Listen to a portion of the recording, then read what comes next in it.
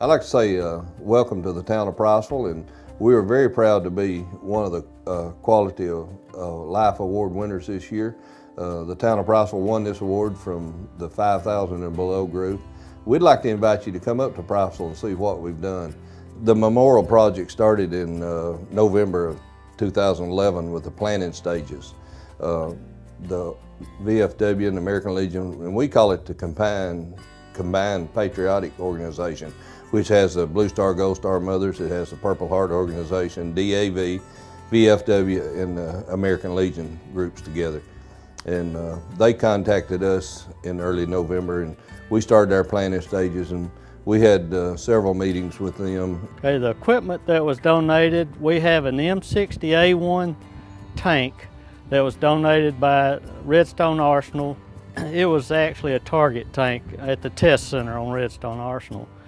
And we have a T-34 Navy trainer that was donated by the Navy.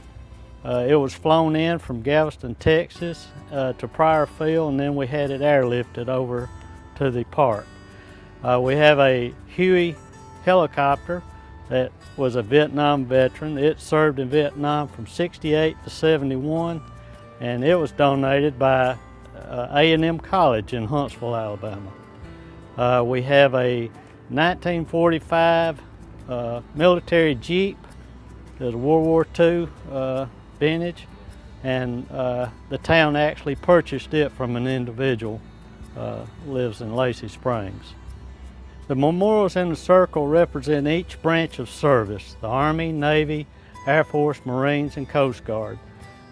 Each of the memorials have a list of the soldiers killed in action, and it has the war that they were involved in. We have the Gold Star, Blue Star Mothers Monument, the POWMIA Monument, Purple Heart Monument. The monument I'm standing beside is the kneeling soldier. The soldiers out in the field took the rifle and stuck it in the ground at their boots with a helmet on top to pay honor to the fallen soldier that was killed in action. Overwhelmingly, we've had positives. I'll use for an example, we were down there yesterday, we picked up our 1945 United States Marine Jeep, and we placed it in the park yesterday, and while it was down there, a mother and her 3 children came up, and they were climbing over the tank, and they were looking at everything and reading everything, and you know, that's the response that we get. And sometimes we don't get a verbal comment from somebody, but when you can see the joy and the smiles on the face of those children. And I'll tell you something that's really touching is when you ride by there and you'll see some person by themselves, man or woman, and a lot of time it's the Vietnam veterans that are walking through the park, and they'll walk up to that helicopter which was used in Vietnam from 1968 to '71, and they can relate to that because they saw that. They take that as a quiet time, and we hope that that's a healing for them to understand that this park is for them. It's for the family members. The best advice I could give anyone would be to do your homework, do your planning, have all of it, and think of, when you think you've got your plan ready, go back and brainstorm it again, because there'll be something you've forgotten that has to be added to it. We didn't have a lot of things that we had not thought about, but they were challenges that come up that we had to resolve. Dreams takes a lot of hard work. It's easy to have the dreams and the vision of what you want, but seeing that come to an end and being able to go down and when it's done to look at it and say, hey, we're proud.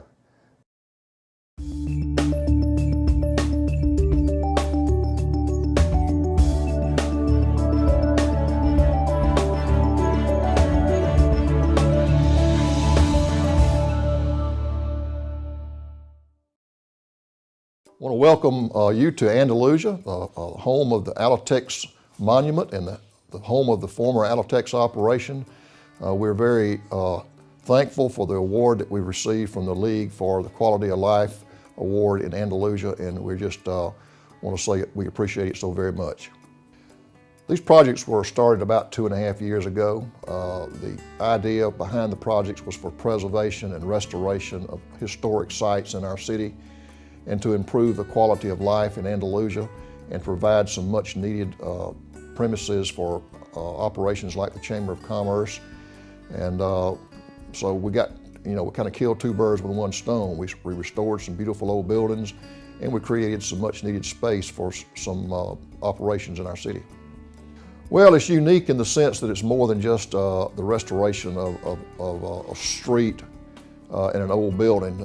This building that we're in here today, the old Alatex office building, it was the center, quite frankly, of the economic engine of Andalusia for about 70 or 80 years, which is the Alatex and Andala corporations, which were produced primarily men's dress shirts, millions of men's dress shirts for 70 or 80 years.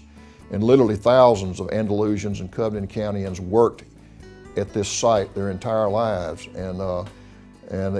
We just thought it was fitting that we put something here to honor the memory of those people and all those folks who worked so hard and, quite frankly, provided the economic engine that drove Andalusia for all those number of years.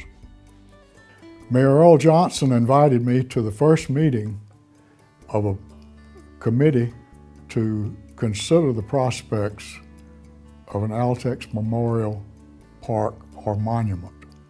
This was about 2 or 3 years ago.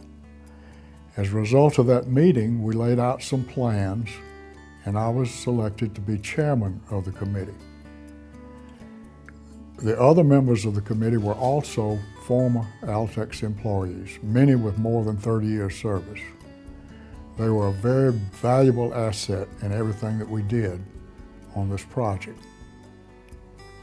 The project involved selection and design of the monuments, which are pictured out front, the selection and the design of the artifacts which are in the visitor center here. During the course of that, we decided to offer memorial bricks to be sold to honor former employees. These bricks are in a walkway out front. I talked to hundreds of people all over the United States who were family members, children and grandchildren of former employees. All of them expressed a great pride and gratitude for what we were doing. And as a result of that, we raised over $40,000 just for the minor part of the project that we conducted, which were the artifacts and the monuments. Well, the idea of the shirt came about because the site that it's on here, we wanted to do something that paid tribute to the 80-something years that this site was used to manufacture men's dress shirts, and it was one of the largest men's dress shirts plants in the country. It was designed so that we could have the tie changed out from time to time. For example, this is just an example. The Andalusia Rotary Club holds the World Championship Domino Tournament every July. So we expect to put a domino tie on there during that period of time. At Christmas, we put some lights on it for a Christmas tie. We'll probably put an Easter tie of some. So the idea is to change it out on occasion just to create interest and to have some change for people to come by and take a look at it. Mayor Johnson and the Andalusia City Council identified River Falls Street as one of their top priorities when they took office in the last term. River Falls Street historically has been one of the major arteries in Andalusia. The Alatex company was located on this street. Many generations of Andalusians and Covington Countyans worked at the Alatex. The street itself served not only the Alatex, but the community at large. Since the Alatex closed in the mid-90s, the street had become largely left to a state of disrepair, and it had a lot of challenges. As a result of that, the mayor and city council at the very beginning of the last term, set River Fall Street as a priority. They quickly went to work, identified resources, cobbled together a plan that I can tell you is second to none. A word of advice or recommendation for other cities that might be interested in these type projects is reach out to those who've already done it. And the old saying, don't reinvent the wheel if you don't have to. And so, you know, we learned a lot of lessons. Those of us in Andalusia, as leaders of the city and volunteers, learned a lot of lessons on how to do a project. And so, you know, we'll be happy to answer any questions or meet with anyone or have them come visit us here in Andalusia. Give me a call at City Hall. I'd be glad to advise or answer any questions about this project, because we like to see this replicated all across the state. The reclamation of these old buildings, the historic ones, once they're gone, you can't get them back.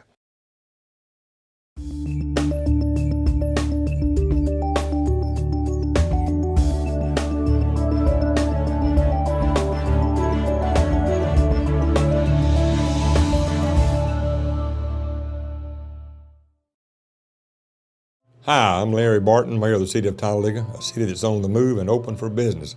We're also proud to be the home of Alabama Institute for Deaf and Blind. Recently, the City of Talladega and the Alabama Institute for Deaf and Blind partnered, submitted a grant application for the Community Revitalization and Project Green program. We were awarded this grant, and we see great things for our city as this project unfolds. Project Green is an educational program. It produces diesel fuel by utilizing vegetable oil. We also train our students. The focus of the project is really to train our students here at AIDB, Alabama Institute for Deaf and Blind, as well as the other schools in the region. Our students get to train other students in the mainstream, and that's very, very important to us. Project Green is a program that is really the only one like it in Alabama, because not only are we producing biodiesel fuel, but we're also providing educational services to our children.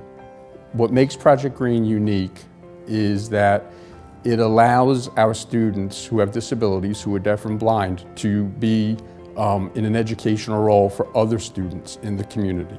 They get to learn about how important it is to be environmentally responsible, and they learn how to produce biodiesel fuel, and then they're able to share that information with their friends who might not be attending Alabama Institute for Deaf and Blind.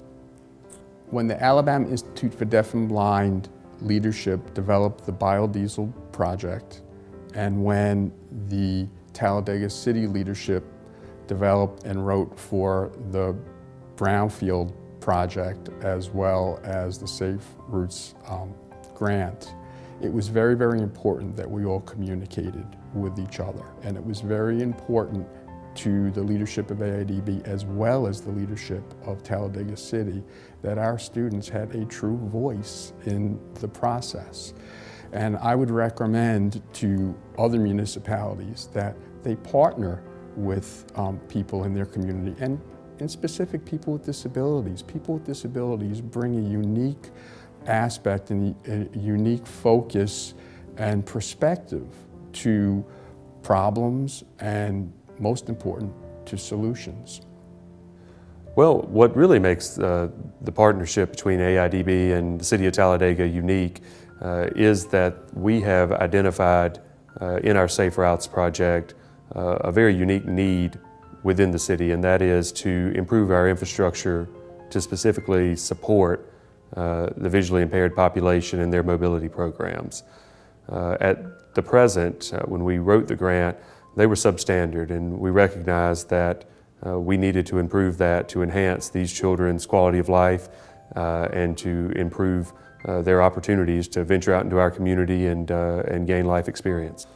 One of the things that really impacted my decision to partner with the Institute and in the Safe Routes to School project was an event I witnessed several years ago in the city where a mobility coordinator and one of the student trainees was actually struck by a car, and thankfully not seriously injured. But it really underscored to me the need that existed in our community And we don't want to see those kind of things happen ever in our community.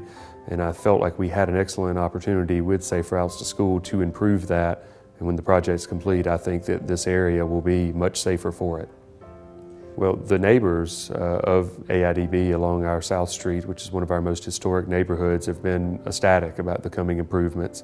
We also have an elementary and a middle school in the area that will be benefiting from the project, and we've received a lot of positive feedback both from the staff and board members of the school, but also the parents who would like to take advantage of these new facilities that we're installing. The City of Talladega has benefited greatly from this project, and we encourage all the cities out there, if you have a need, you contact the City of Talladega and we can help you any way. But it's a great project and we encourage you to become involved with it.